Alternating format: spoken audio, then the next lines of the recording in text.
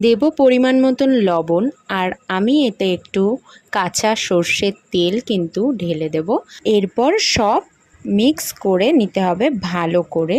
Mix করার পর কিন্তু আমি দিয়ে দেব এখানে শুকনো লঙ্কার গুঁড়ো পরিমাণ মতন গোলমরিচ গুঁড়ো, তারপরে আবার আর একটু ভালো করে মিক্স করে নেব।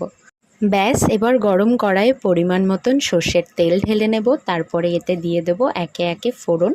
জিরে ফোড়ন দেব প্রথমে, এরপর একে একে শুকনো লঙ্কা তেজপাতা ফোড়নও দিয়ে দেব। তারপরে কিন্তু আমি মাখিয়ে রাখা যে লোটে মাছ দিয়ে মশলা দিয়ে একদম মাখিয়ে রাখা, তো সেটা আমি পুরো গরম তেলে ছেড়ে দেব। এরপর একটু ভালো করে খুন্তি দিয়ে এটাকে নাড়িয়েও নিয়ে তারপরে কিন্তু ঢাকা দিয়ে রেখে দেব। মাঝখানে ঢাকনা খুলে খুলে একটু নাড়িয়ে নিতে হবে। তারপরে দিয়ে দিলাম বাড়ির তৈরি করা ভাজা মশলা, আর দিয়ে দিলাম ধনেপাতা কুচি। আমার রান্না তো কমপ্লিট। সবাই কিন্তু কমেন্ট করে জানিও রান্নাটা কেমন হলো। আর আজকের ভিডিওটা এখানেই শেষ করছি। দেখা